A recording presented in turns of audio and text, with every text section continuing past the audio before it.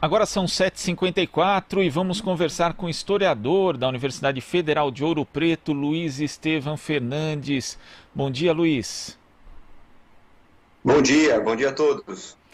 Luiz, a gente teve aí a notícia esta semana do veto do presidente Jair Bolsonaro ao veto integral, inclusive, ao projeto de lei que pretendia regulamentar a profissão de historiador.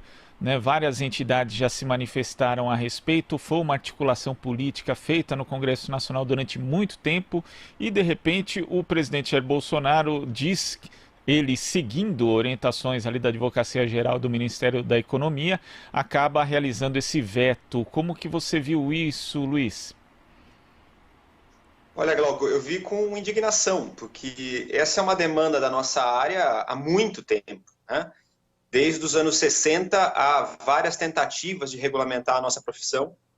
E o que aconteceu essa semana foi mais uma atitude que eu diria que foi completamente provável que se dê num governo como o do Jair Bolsonaro, mas bastante difícil de encarar, que é o veto total ao projeto de lei, que foi discutido por mais de 11 anos, até que se chegasse uma versão final para que agradasse a todas as entidades, todo mundo que lida com história no nosso país, né?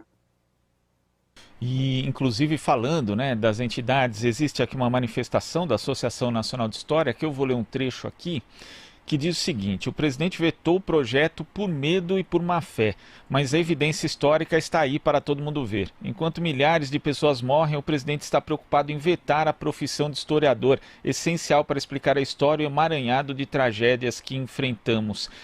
Você concorda? É mais ou menos essa linha mesmo? A gente tem hoje um presidente da República que tem medo da história, que tem medo dos historiadores? Tem esse lado dele ter medo da história, sem sombra de dúvida, mas vamos pensar o seguinte: eu acho que todo governo autoritário tem medo de história, sempre. Você pode reparar que nós não somos uma área muito privilegiada. Se você for pensar em termos de pesquisa, em termos de recurso para pesquisa, as humanidades, de uma maneira geral, são o patinho feio, são sempre quem recebe menos recurso. Agora, por outro lado, cada vez que entra um governo autoritário, isso não é só no Brasil, isso é em qualquer lugar do mundo, isso são governos autoritários tanto de esquerda quanto de direita, uma das primeiras coisas que se quer mexer é no currículo escolar, e uma das principais disciplinas que se quer mexer é a história.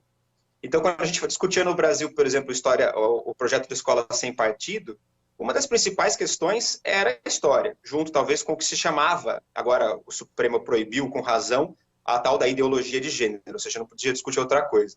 Então é sempre por ali, né? Sempre na biologia ou sempre no campo da história que essas coisas se dão. Eu acho que a gente tem que ficar atento, porque tem um discurso aí por trás que é perigoso. Esse governo está calcado no chamado negacionismo histórico. Veja, a gente tem um presidente da República que nega a ditadura militar, que tem uma versão alternativa, por assim dizer, para a ditadura militar. A gente tem um ministro da Educação que também é um negacionista, e tem várias outras pessoas nesse governo que também o são, né? E estão seguindo certas tendências que são possíveis de se enxergar nas redes sociais, de um revisionismo histórico, para quem não é da área, é um negacionismo histórico, ou seja, é dizer que certas coisas do passado não foram como elas de fato foram, e daí você vai criar uma versão mais rósea, mais doce, mais edulcorada do passado, que sirva para a manutenção de certos privilégios hoje em dia. Então, no fundo, é isso que está em jogo, né? A gente tem que ficar atento a isso. Se você me permite, qual é o grande receio que nós temos em relação a isso? No início do ano, o Ministério da Educação promulgou, muito na surdina, isso quase não foi noticiado na imprensa, mas está lá para todo mundo averiguar, uma reestruturação do MEC. E nesta reestruturação do MEC, havia uma jabuticaba, que ninguém prestou muita atenção, mas está lá. Agora o MEC pode, por força da sua nova configuração, editar materiais didáticos para ensino fundamental, a primeira fase do ensino fundamental e ensino infantil. Quer dizer, fazer isso sem licitação, fazer isso sem passar pelos processos de PNLD, o próprio MEC pode fazer isso. Quer dizer, ao fazer isso, ele pode editar, por exemplo, materiais de história, para a criançada, para os pequenininhos. E como é que vai ser? Que tipo de história é essa? Que tipo de história é essa que não é averiguada pelos pares, que carece de uma certa validação do método científico? Isso é muito preocupante, entendeu? Então você percebe que, na verdade, é um projeto por trás. Como eu falei, é desagradável o que o Bolsonaro fez, embora ainda haja a possibilidade de reverter o veto, mas condizente com a postura desse governo. Ainda mais quando se leva em conta que é uma postura anticientífica e história é ciência, né? Não é achismo, não é opinião como querem fazer crer aí alguns apoiadores do presidente. Então, nesse ponto que eu falava do negacionismo, ou do revisionismo histórico, né? Existem hoje fábricas de histórias alternativas. Isso é um fenômeno mundial, vamos deixar claro, né? No mundo todo, desde o final dos anos 70, aí vai crescendo isso nos anos 80, e nos anos 90 isso explode. E o que a gente vive hoje, depois de mídias sociais, é um fenômeno sem nenhum tipo de comparação histórica. O que a gente está observando é um enorme crescimento do chamado negacionismo, em várias áreas, né? Hoje em dia tem gente acreditando que a Terra é plana. A gente pode dar risada, pensar que esses são os louquinhos inofensivos, né? Mas não é. Por trás dessa noção da Terra plana, há toda uma visão criacionista de mundo que quer colocar dentro das escolas, isso começou nos Estados Unidos, uma visão que equipararia o criacionismo bíblico ao evolucionismo. Quer dizer, essas duas coisas não são idênticas, a escola é o local da ciência. Vamos fazer um paralelo, é a mesma coisa que a gente estivesse cobrando que dentro de uma igreja, que é o local da versão criacionista, aparecesse um professor de biologia ou um de geografia explicando outras coisas. Quer dizer, não se faz isso, mas agora dentro da escola a gente vai ter a contrapartida. E lembrando que há pouco tempo atrás o Supremo Tribunal tornou obrigatório o ensino de estudo religioso no Brasil também. Então reparem como as coisas vão se articulando, isso é um grande movimento, não é uma teoria da conspiração, isso é uma tendência mundial. Estou dizendo que está todo mundo coadunado, mas essas coisas estão acontecendo no mundo todo. Por outro lado, você tem movimento anti-vacina, e aí o retorno de casos de doenças que já estavam extintas. Essas coisas estão todas relacionadas. E no campo da história, no caso do Brasil em específico, a gente voltou a ver gente falando que a escravidão foi benéfica para os negros. A gente voltou a ver pessoas falando que o melhor período que nós vivemos foi o Império. A gente está vendo gente negando a ditadura, ou dizendo que a ditadura foi uma dita branda. É uma expressão que se tem acontecendo aí aos montes, que foi um momento grande para o nosso país. Com isso eu desvalorizo a democracia, com isso eu desvalorizo as lutas republicanas, o movimento negro, o movimento indígena, o movimento de mulheres. Quer dizer, por isso que eu estava querendo relacionar. Quando eu crio essa versão mais doce do passado, em que tudo foi bom, inclusive os atos de violência, eu desvalorizo as conquistas da democracia. Eu acho que esse é o projeto em curso, né? No qual o Bolsonaro é uma peça na engrenagem, é uma coisa muito maior, mas é um perigo, né? Por outro lado, não é que os historiadores resolveriam a coisa, né? Não é que o projeto de lei garantiria que esse tipo de coisa deixaria de existir, que o projeto também teria margem para que isso continuasse existindo. Não é que não existem historiadores que possam não ser isentos, mas o projeto, uma vez aprovado, garantiria uma maior acuidade, um maior cuidado na maneira de se fazer história no nosso país. Luiz, agora a gente vai à participação da Marilu Cabanhas. Oi, Marilu. Olá, prazer em falar com você também. Bom dia. E você estava falando aí a respeito, né, da ciência, da importância, né, da ciência. A gente está vendo agora, né, os historiadores e todos nós estamos vivenciando este momento da história, que é realmente dramática, né, no mundo e aqui no Brasil. A gente vê um presidente da República que não ouve a ciência, inclusive para tomar decisões em relação ao controle da pandemia do coronavírus. A falta desse compromisso com a ciência, o desdém em relação à ciência pode custar e está custando vidas aqui no Brasil. Isso já é um escândalo internacional. Queria que você comentasse, né, como que você está vendo essa condução, né, do presidente Bolsonaro, que não dá bola para a ciência e ontem, inclusive, falou sobre mortes e daí, né, dessa forma bastante desrespeitosa. Queria que você comentasse se realmente não ouvir a ciência vai custar a vida das pessoas, né? Não é isso? Eu acho que a gente precisa, Marilu, você tem toda a razão no que você está apontando, mas colocar as coisas em perspectiva.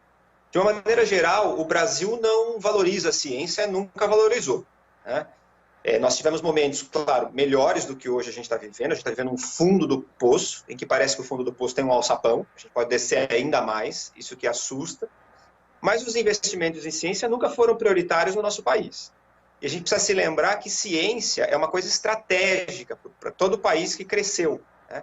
Você apostar em universidades, você apostar em institutos de pesquisa, isso é fundamental. Não só nas humanidades, claro, mas todas as áreas. Existem memes, por exemplo, se você vê circulando online, que mostram essa coisa de uma certa desvalorização das ciências humanas em relação às outras. Aquela história que todo mundo já deve ter visto do doutor em filosofia, que não salva vidas, e aí vai. Mas a gente ajuda a pensar, né? A gente ajuda a pensar, e pensar faz muito bem a um país. Então, agora, o que eu diria nesse momento atual é que a gente nunca sonhou, se alguém me perguntasse 10 anos atrás que o Brasil estaria vivendo um momento obscurantista, como a gente vive hoje, eu teria falhado nessa previsão. Era impossível prever que a gente estivesse tão em combate. Hoje é um projeto desmontar a ciência no Brasil. E o custo disso, você tem toda a razão, é um custo em vidas. A gente está vendo uma curva exponencial crescer e o presidente está dizendo, e daí? Bom, se quem tem a caneta do Executivo Nacional diz, e daí? Meu Deus do céu, onde a gente vai parar? Né? Eu acho que é essa a questão.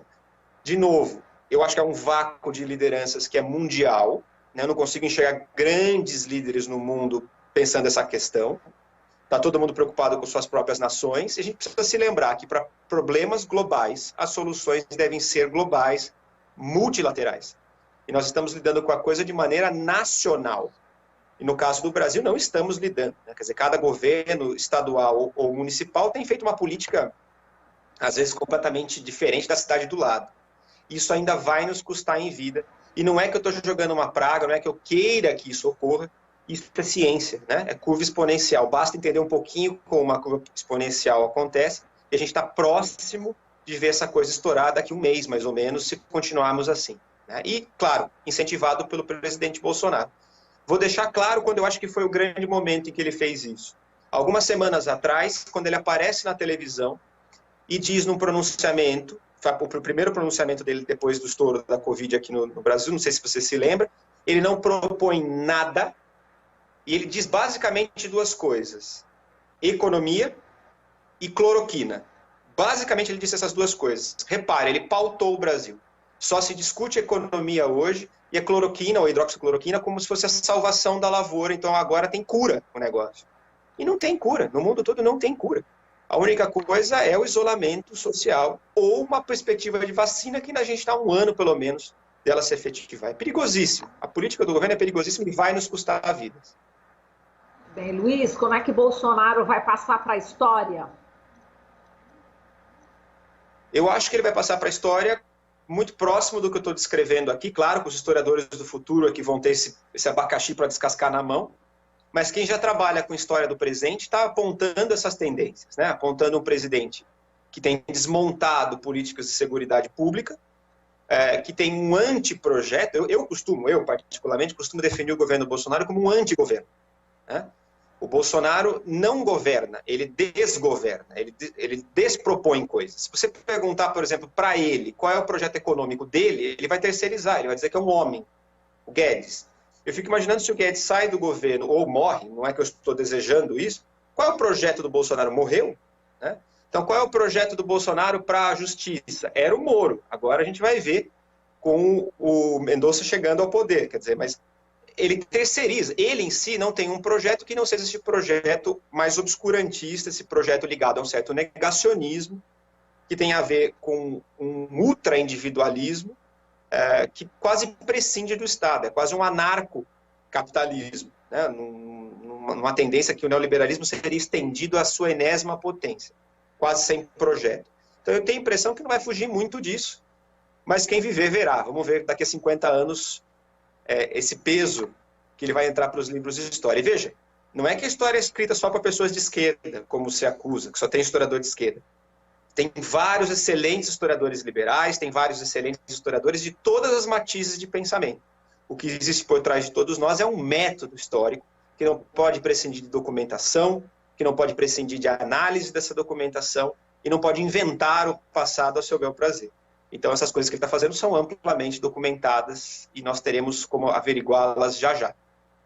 Perfeito, Luiz. Obrigada, viu? Um abraço para você. Te passo para o Glauco. Até mais. Marilu, Oi, Marilu e Glauco, diga, diga. se eu pudesse apenas fazer uma propaganda aqui, eu acho que o meu dever como professor universitário também é ajudar a divulgar a ciência, né? Não é isso?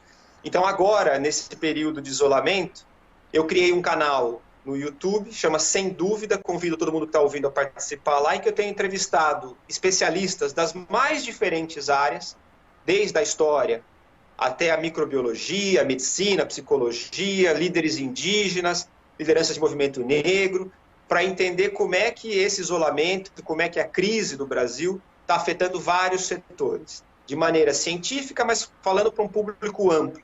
Convido todo mundo a participar, a ouvir, dar palpites, interagir conosco. Ah, tá até aparecendo aqui já a propaganda aí, sem dúvida. Isso. Tá certo, Luiz. Te passo agora para o Glauco. Parabéns aí, viu, por sua atuação. Um grande abraço. Fica aí o recado, então, para as pessoas acessarem o canal Sem Dúvida do YouTube, do historiador da Universidade Federal de Ouro Preto, Luiz Estevam Fernandes. Muito obrigado, Luiz. Obrigado, Glauco. Uma boa manhã. Para você também.